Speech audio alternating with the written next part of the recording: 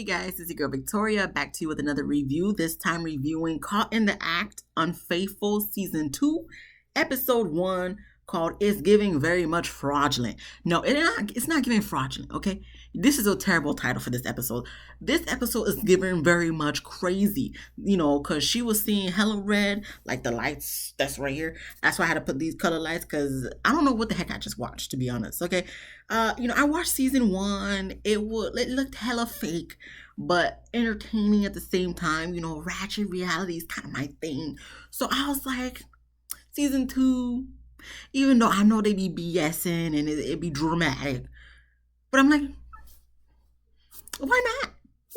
So yes, let's just get straight into it. So clearly, for those who don't know, Caught in the Act, Unfaithful is hosted by Tammy Roman. She's the person behind all this and whatnot. And if I could give this a good solid what it's like, so to speak, Cheaters, you remember Cheaters from way back when, something that seemed very more authentic than this show. Not to talk crap about the show, it's just a lot of exaggerated moments. But pretty much it's a more dramatic version of Cheaters, okay? And probably more of a facade version of Cheaters. So if the first person to come to a consultation with Miss Tammy Roman in regards to her husband is we got Monica. Okay, not Monica, Monica, Monika.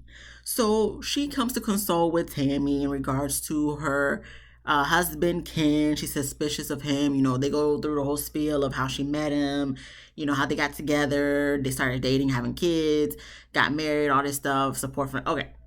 Pretty much what we get down to the nitty gritty of her being suspicious is because it first started off with some messages through like DMs and whatnot, because he always used to have his phone upside down, like you couldn't see the face of the phone when he laid it down.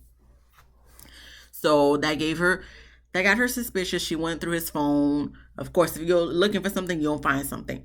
I know they always say that, excuse me, but I mean, it depends. Like, you gonna find something, but it may not be what you think you was gonna find. You may just find out your spouse or significant other is weird.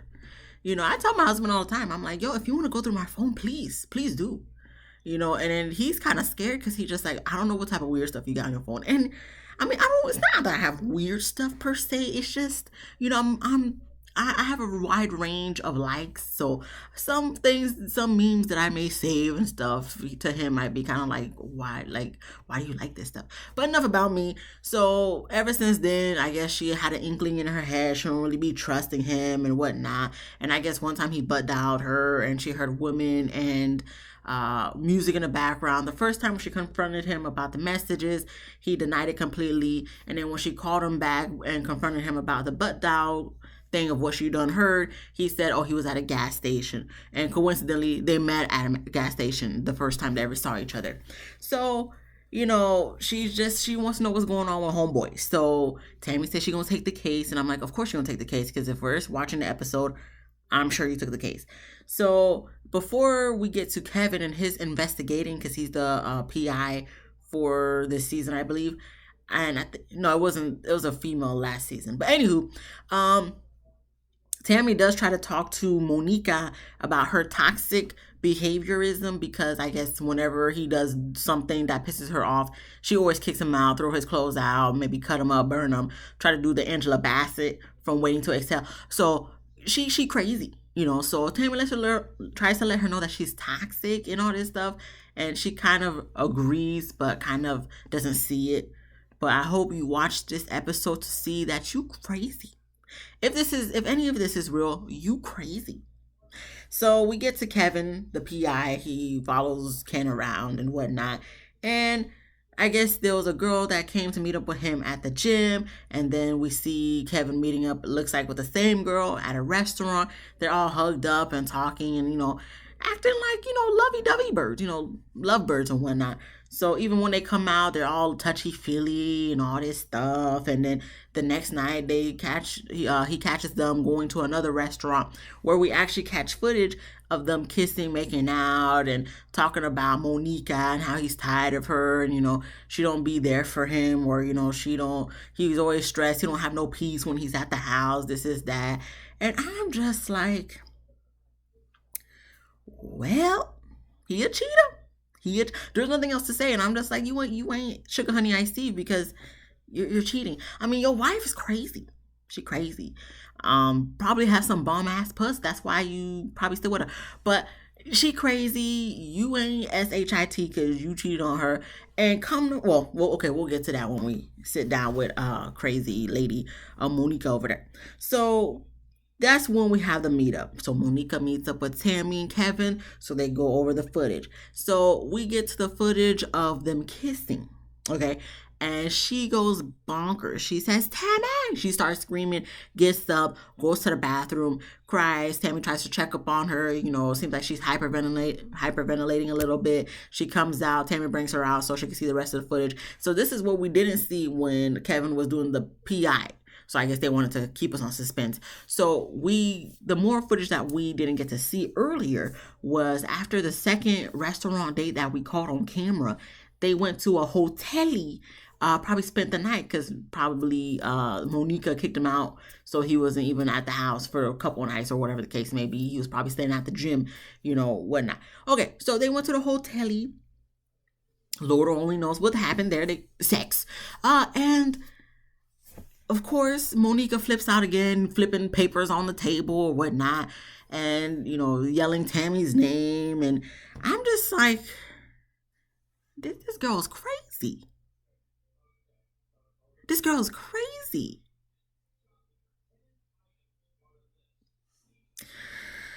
Beautiful girl, okay? She's beautiful. But this girl is crazy. So they try to talk to her. Kevin tries to talk to her and whatnot. And, Tammy gives her the option because with every scenario, with every person she consoles, she lets them know, hey, we could do either option one, which is meet up with Kiera. Oh, I'll tell you that, and I already forgot about that. Meet up with Kiera to confront homeboy Ken together, or to catch him in the act and have what they call a takedown. Of course, seeing how Monica be spazzing out and stuff, she went with option two. I don't think anybody expected none less. Now, this Kiera chick, come to find out, her and Kiera, Monica and Kiera are friends. So for about a year, so she says, but Kiera says she knew them for like 3 years or whatever the case may be. So I'm just like, so this is your friend? So not only is Ken not SHIT, Kiera ain't SHIT, because that's your friend and you knew he was married. Well, I'm pretty sure any girl knows he was married that, is with him or having relations with him. But you really ain't ish because that's your friend and you banging her husband. There's like no other dick in Atlanta that's not taken that you can hop on, or like, this is what I be talking about. Like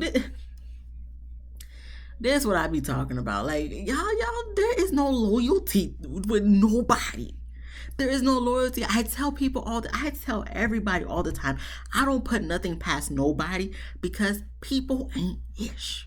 Okay, it be the ones that are the closest to you that be acting the most of a fool. Like, this is what I'm talking about.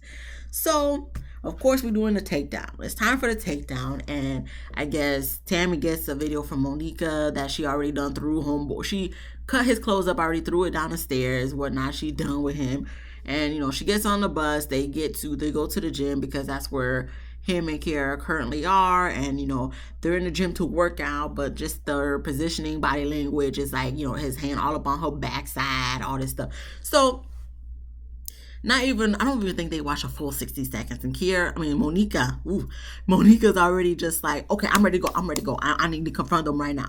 So she gets off the bus van thing and goes into the gym to confront them. And I don't know what type of adrenaline rush, if she took a bump of white powder or something, but she is just on 3 billion, so she immediately tries to go rush for not even Ken, Kiera. And I'm just like, I understand that she was your friend, so there's disloyalty there. But the person who really has the loyalty to you is Ken, and he cheated on you. So you should really be going for Ken's head, not Kiera's head, because, at this point, F her.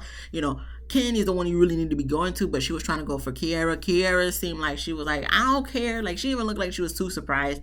She was like, I don't care. You ain't ish. You've been treating him like crap. And then even Ken kind of was coming to her defense, like Kiera's defense, like, this ain't nothing new. You already know how you've been treating me. So I'm like, oh. So they're they're teamed up against Monica. I'm like, y'all really ain't ish.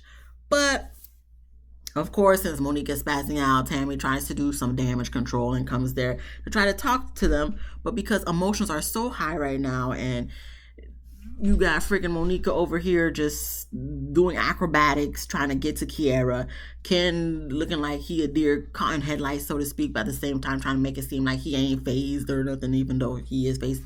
And then Kiera trying to make it seem like what she's doing is right because Monica don't treat her husband right, even though that's her husband, and their relationship should have nothing to do with you, Kiera, but you put yourself into the thing.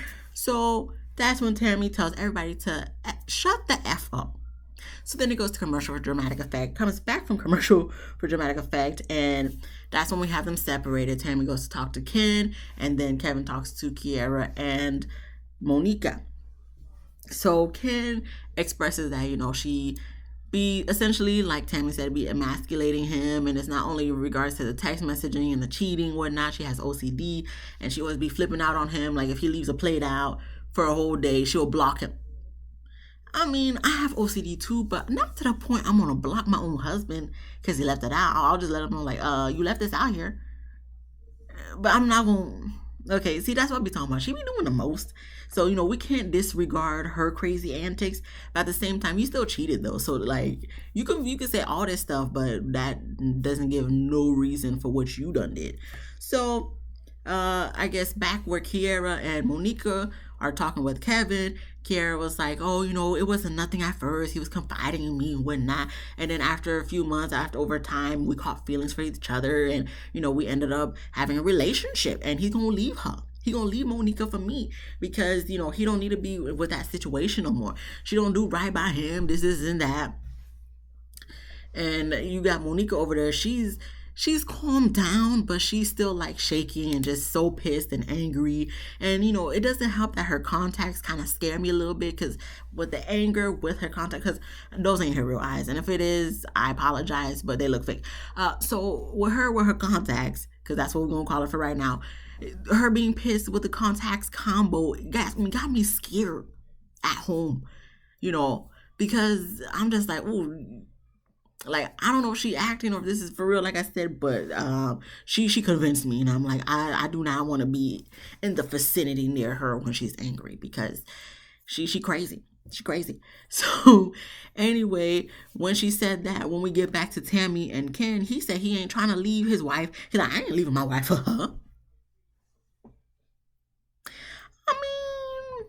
I mean, good for you for knowing what you have. You don't want to lose it, but you effed up already. So, I mean, that's good and dandy, but you cheated, so you might as well be with her at this point. But he don't want to be with Kiera. I guess he was just there for a good time, not a long time with her. And, he know what a good pussy's at. Is back at home with Monica's crazy ass. And, he got kids too, so he don't want to lose his family. But I don't know. But this is what I'm talking about. Why are you telling homegirl that you're going to leave your wife when you know deep down you're not going to leave your wife? And Kiera, you should know better. This is going to be tough. Kiera, you should know better, okay? There's too many times we had this scenario happen where you got a disloyal friend and husband, okay? Getting with somebody else's man, and they speak sweet nothings into their ear, and they think, okay, he's gonna leave her, but yet, a couple months turn into a couple years, and a couple years turns into decades, and you still hopeful that he'll leave, but it's like, no, the kids got grandkids, and the kids got kids, and now homeboy and his wife, got his grandparents, and he still didn't leave her. Get your own man. In the words of Nene Leakes, close your legs to married men. Like, don't do it.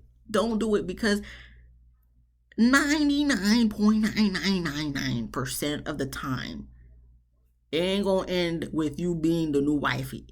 You know, it is not. Okay, there's no point. There's no point. Okay, if he's with someone, just leave him alone. Leave him alone. I understand, some people don't care, but at the same time, it's like, you think he gonna respect you when you, like, even though he's the one that essentially effed up his marriage, but it's kind of like, how you get him is how you lose him type of thing. Like, you think he's gonna really be like, oh, you slept with me when I was married, so like, who's to say you're gonna be loyal to me? Some people just be in those kind of crooked mindsets. So, Kiera, I don't know why you thought that he was gonna leave his wife and you was gonna be able to slide on in, but it seems like you're just jealous, and you should probably find your own man. So when they finally do all sit together, that's when it is known that Ken said he don't want to be with Kiera. She gets upset about that, and she's like, "What? But you told me," and he admits that he did tell her. And I'm like, "See, Ken, that's on you. So you cheated, and you let another woman on, knowing good well and hell you wasn't gonna leave your wife in the first place. This is the problem. This is the problem with all y'all.